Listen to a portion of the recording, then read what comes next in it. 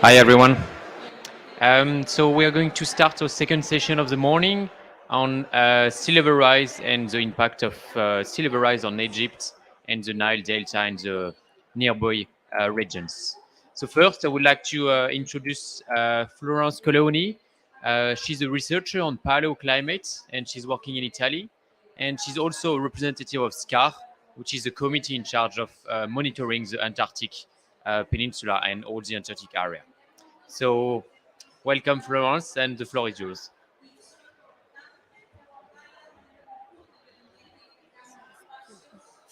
Hello, everyone. So we thought that after presenting a bit about the basis of ice sheet dynamics this morning, we could try to have a focus on impacts, for example, in Egypt, because as you know, low-lying areas like Delta are the first areas that are vulnerable to sea level rise.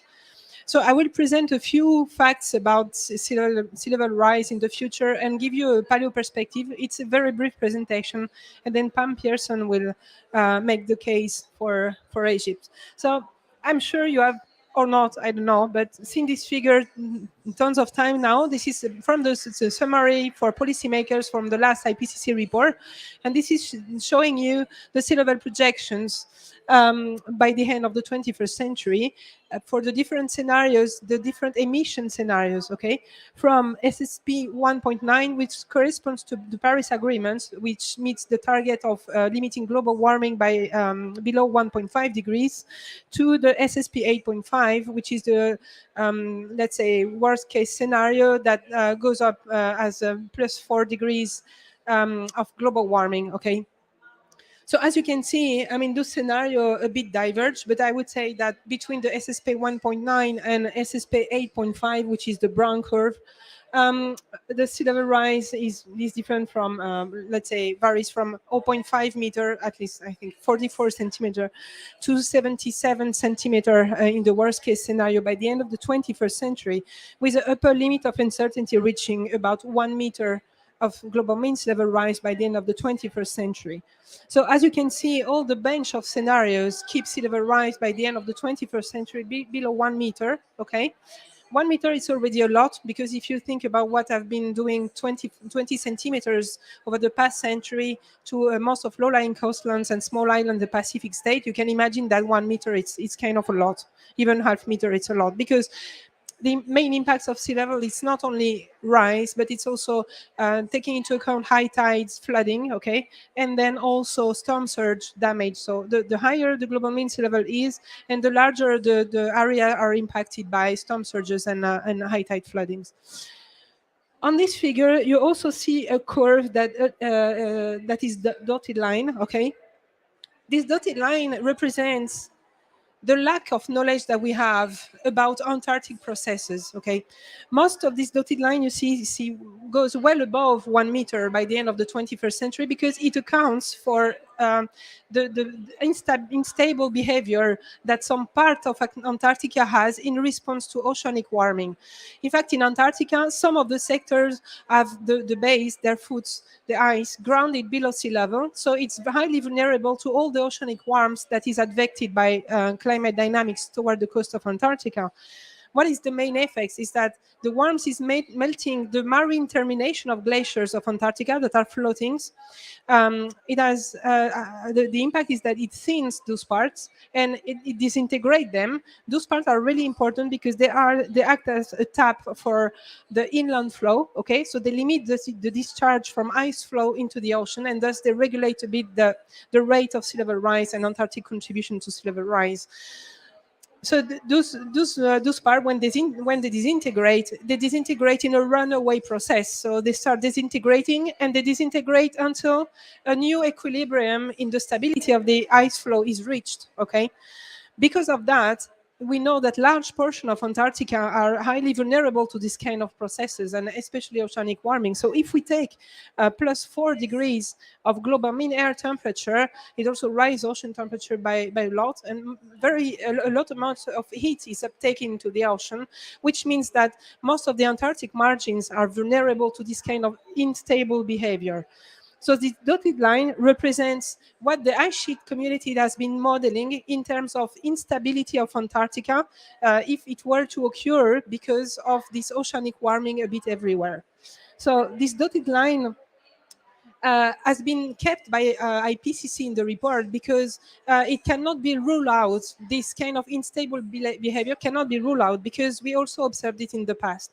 The thing is, most of the cryosphere responds also on a very long time scale, and the end of the 21st century is already at the corner.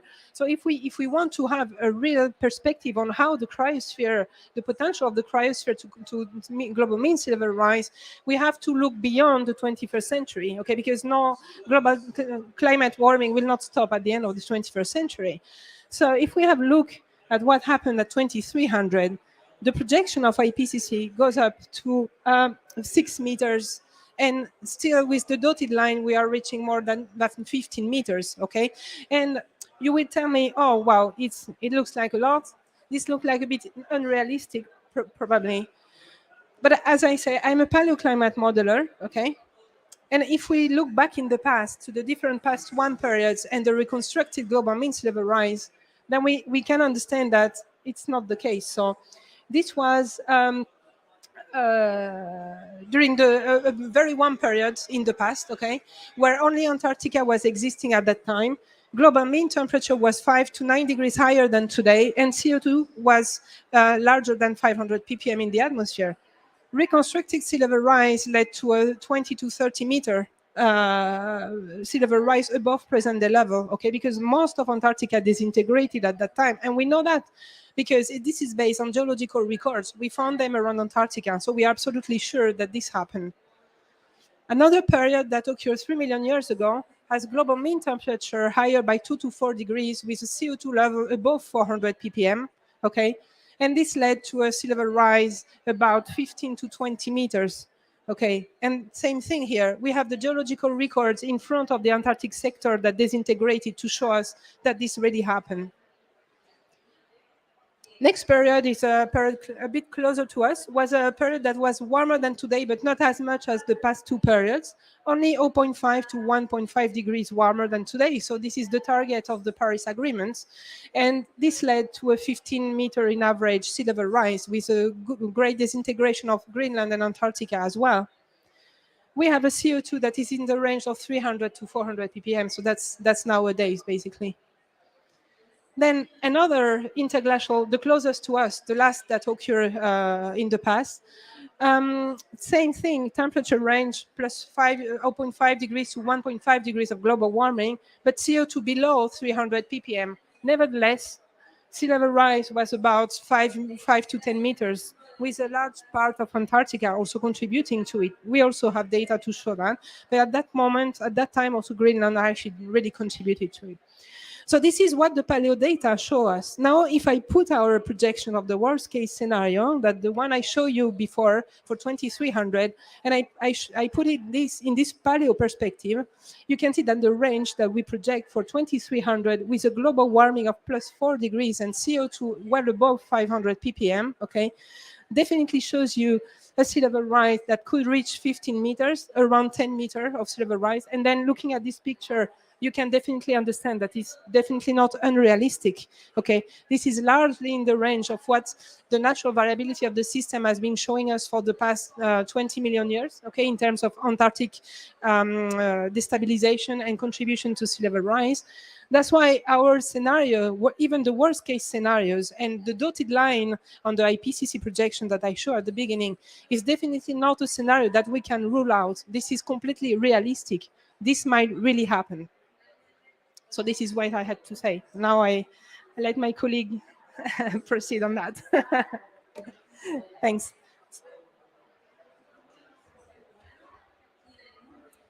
Great. Thank you, Florence. We have question at the end of all the reward presentation. And now I would like to introduce Pam Pearson, which is director of ICCI, so in charge of this pavilion. And she will talk to you about more in detail how the sea level will affect Egypt and the region around. Pam? Thank you so much, Hugo. So we thought that, in concert with this COP really, and especially with the release of the State of the Cryosphere report, it's important to talk about what this means for Egypt. Adaptation in particular is one of the most important issues being addressed here, as well as loss and damage.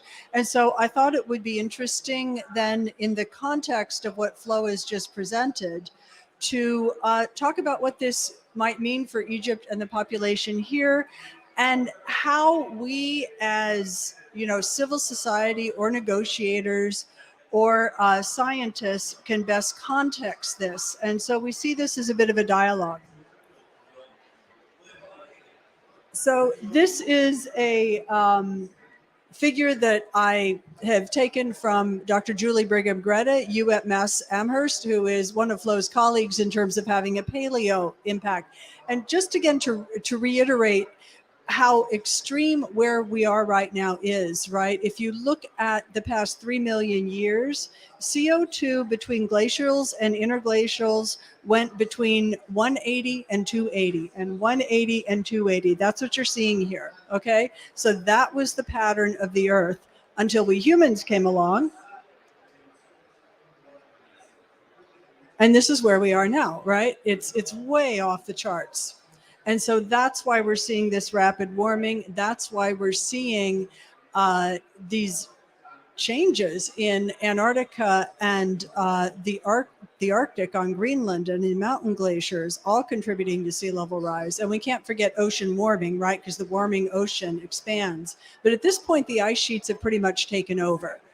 Greenland and Antarctica together are more than land glaciers and more than ocean warming. And increasingly, the ice sheets are going to be what's going to dominate. So that's why we're focusing on them right now, because that's what we're looking at this point in time. And there's really no analog that we're aware of in Earth's past that shows this kind of rapid rise in CO2 and rapid rise in temperature. So we are quite literally off the charts.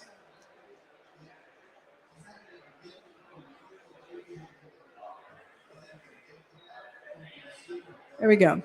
And so this is a real simple summary of what temperatures have meant in the past. Again, as Flo's last slide showed, there's a lot of variation in this. There are times when we've had surprisingly high sea levels, even below 1 degree.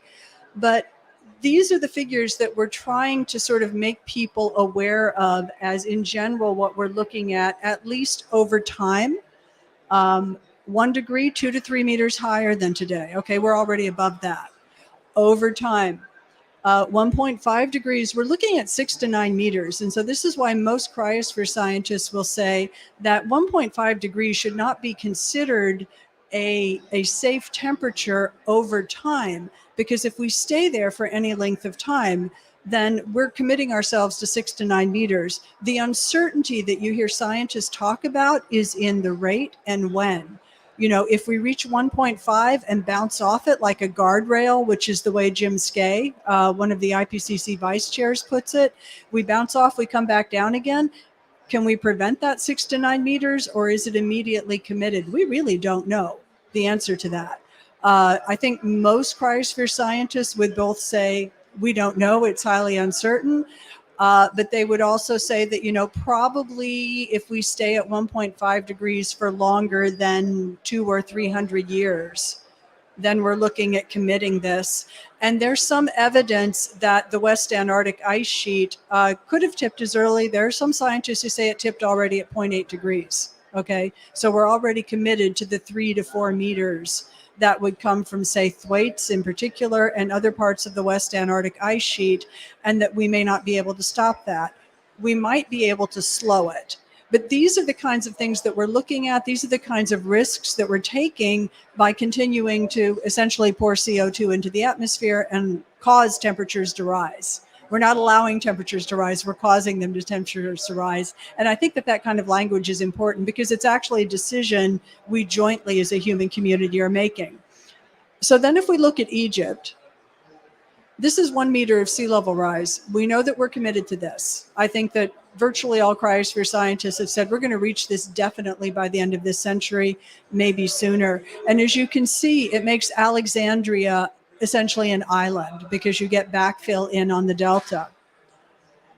But we could reach this by 2100. That's 3 meters. Certainly with high emissions, as Flo said, it is within the realm of the possible. We've seen it happen. The question is, could it happen by 2100?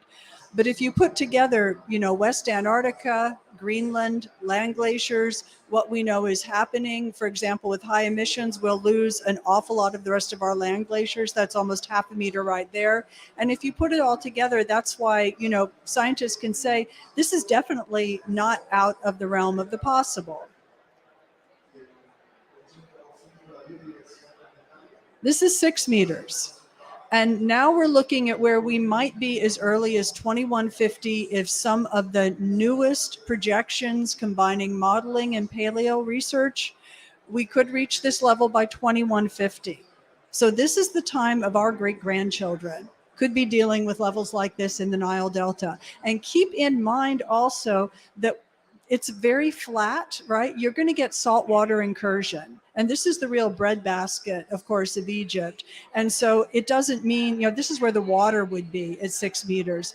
But the salt water that would come in under the land and make it unusable, at least by any technology we have today, for the kind of crops that Egypt has right now. And I don't know if the rest of you have enjoyed as I have, because this is my first visit to Egypt, the fruits. There's just so much great produce and food here that is all locally produced.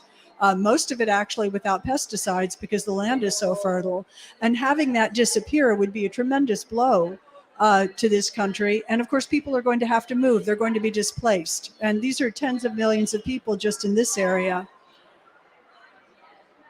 But this is what we're looking at 10 meters, which again, some of this newer research says we could reach by 2300. And in essence, you have the Mediterranean reaching Cairo. And we could end up committing ourselves to this by continued high emissions of CO2 already right now.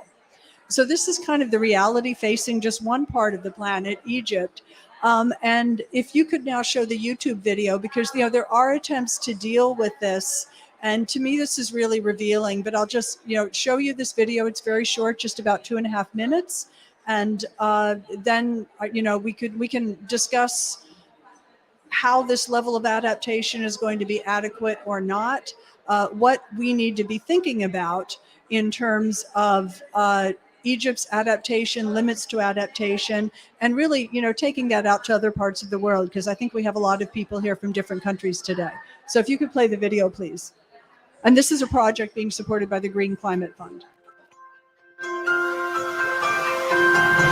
One of the main breakthroughs over the past few years has been the realization that climate change, biodiversity loss, inequality, food insecurity were different dimensions of the same crisis. Here we are protecting the Nile Delta against the existing sea level rise. But with climate change, this phenomenon will continue. There are elements which are truly extraordinary in this project. The first thing is that we are speaking about ecosystem-based approaches. Rather than a concrete dam, we have basically used the power of nature to protect populations and natural resources. So it's much more cost-effective. But in addition, it's something that is living, an evolutive organic solution which is built on the knowledge of local population. How many engineers in the world have the modesty and the empathy to be able to start by asking the local population, how will you do it? I'm full of admiration. And actually, visiting this site has filled me with a sense of wonder. There is nothing that's replaced the opportunity to discuss with the ultimate beneficiaries directly. So it's a wonderful example in this project. We are leveraging the power of nature, the knowledge we have acquired in terms of ecosystem management to avert catastrophic climate change.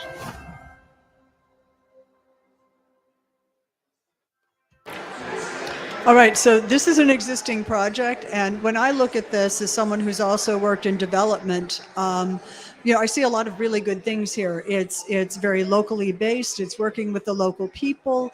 It is involving, you saw a very brief glimpse of it here, but it's involving women to build these kinds of fences that then capture sand and make sort of natural berms against sea level rise.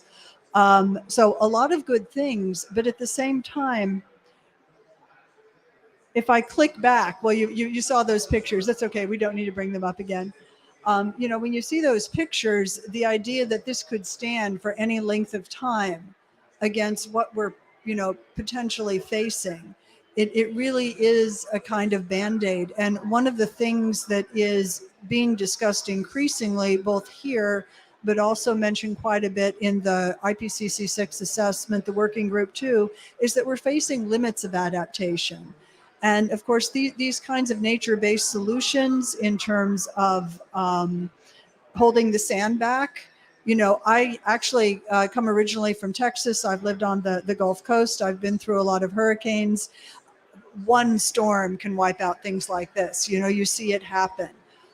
There are actual cities in the Gulf Coast of Texas that nobody's even heard of right now that used to sort of be the Houstons of Texas. Has anyone here heard of Indianola? Yeah, okay. Indianola on the Gulf Coast, it was wiped out by 2 back-to-back hurricanes with about 12 years apart. It was the major port on the Gulf Coast of Texas. If you go down now, you see a graveyard that they've managed to preserve, a very small graveyard. It's in the middle of a few sand dunes surrounded by water, and that's all that's left of Indianola. And the reason Houston exists is because Galveston was wiped out, of course, in 1906, in essence. You know, it's now a beach place, but again, it was a port, it was the main city, and the population relocated from Galveston to Houston on a swamp. And the joke among Houstonians, ironically, of course, sort of the world capital in many ways of the oil industry, is a single Category 5 hurricane that goes up the Houston Ship Channel from the Gulf Coast northwest into Houston would pretty much wipe out the city. And we've already seen something similar to that just from flooding from a tropical depression, really, that just parked over Houston for many days and rained down. So, you know, I guess that's sort of my question. And we can go to Q&A right now. You know, what are reasonable limits of adaptation? How do we bring together mitigation and adaptation? How do we take the reality of what I showed and the continued rise in CO2 and be honest with people while not scaring them, but at the same time, not holding back that this is the reality that we're facing. And so there are a lot of dilemmas here in terms of, you know, what do we spend our adaptation money on? What do we spend our mitigation money on? And how do we compensate the inevitable loss and damage? We're sort of, you know, people joke we need to walk and chew gum at the same time. It's like we need to walk, chew gum, and juggle all at the same time. And it's a really, really hard task in front of us. So I think we should open this up for questions or almost, you know, back and forth discussion. So happy to take comments, questions together with Flo and open it up.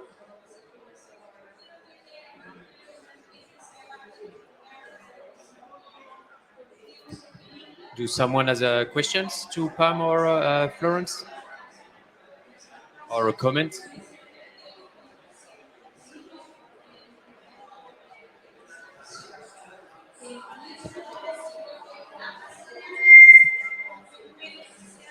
Okay, so I might ask you a question, Pam. How do you think Egypt will face sea level rise? Like, do you know of any large cooperation to face sea level rise in the Nile Delta? To my knowledge, this Green Climate Fund project right now is the only one. And again, I don't know, you know, this could maybe deal with 0.5 meter, I would guess, or 1 meter of sea level rise. But again, things, you know, the other thing with sea level rise, of course, it's not like a gentle rise in a bathtub, right? You do have the background, it's almost like background, and then you have storms and you have tides. And so again, looking at this, I could see some of this being wiped out by a really bad storm, and our climate seems to be providing us with much more extreme weather.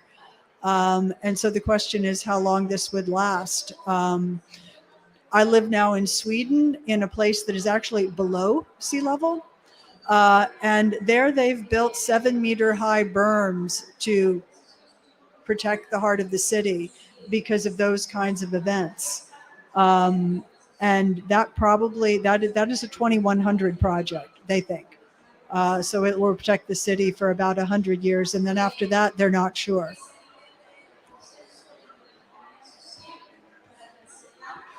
Yes. The IPCC reports and forecasts are forecasts of scientists. And when you have a scientist saying that sea level will rise and such, etc., and there is some consensus, this is a tool for decision makers to act on. You are not a scientist. You're a diplomat.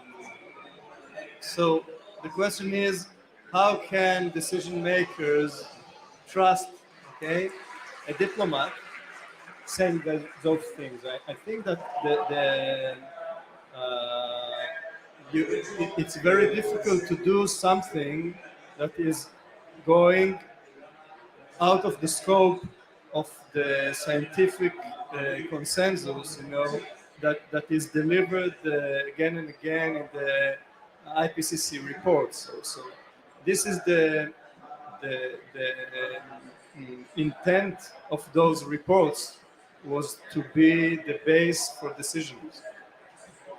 It's very difficult, we don't like those that say, no, IPCC is all prejudiced, etc.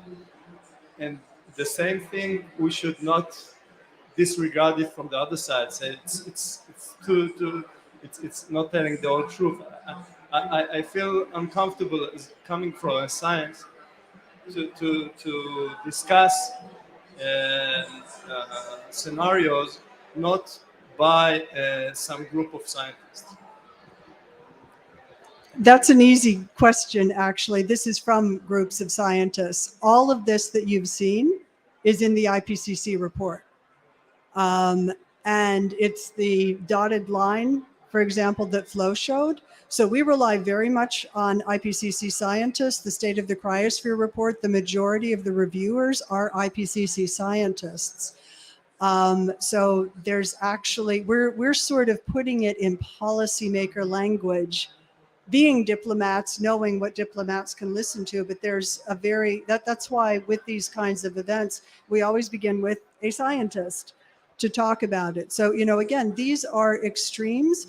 The other thing we can do with this kind of a report, which the IPCC cannot do, is keep up with the latest science. So one of the reasons we felt comfortable highlighting some of these extremes is because of two papers that came out in August that kind of supported the dotted line.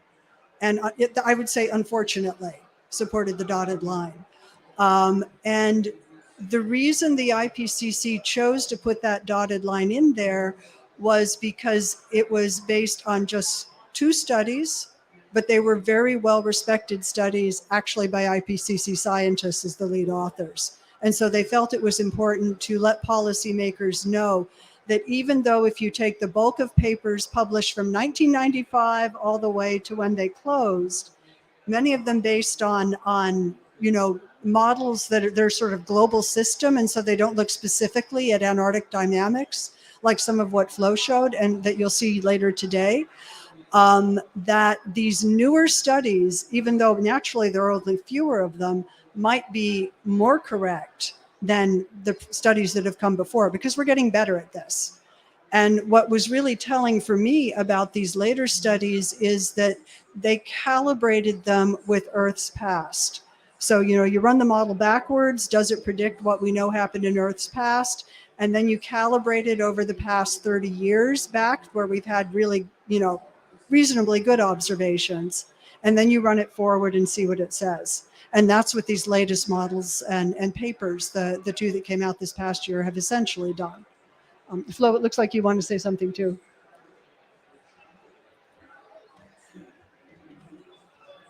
Well, actually, I would say compared to all we know about paleoclimate, it's a bit provocative what I'm about to say, but the IPCC report is highly conservative. So we are also working with IPCC in general to broaden a bit the horizon to paleoclimate knowledge that we have, to include it in the reports, actually, because it's also a matter of discussion and agreement on what to include in the report or not. So what I see as a paleoclimate person, because I've always been a paleoclimate person, I'm not doing the projections myself, but all those events really happened. They happen fast, and they happen with a very high amplitude anyway. So what we're trying to do as a paleoclimate community is provide ground evidence for future scenarios, and just to say, okay, the trajectory of emission that is projected is definitely not unrealistic. It's highly realistic, right? But IPCC is highly conservative, and sometimes including some catastrophic scenarios that would sound catastrophic to many of the people here that are not scientists, sometimes seems a bit sensitive and difficult to really accept, which I can completely understand. But from a pragmatic point of view, this is what I see in the data. So we should not ignore it just because we are afraid of it. I think that's perhaps not productive.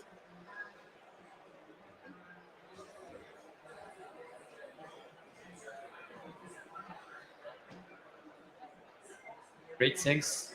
Does someone has another question or comment about what the discussion we just had?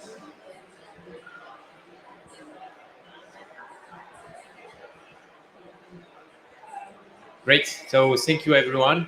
And we'll close this session, and feel free to come by and ask us questions later if you want.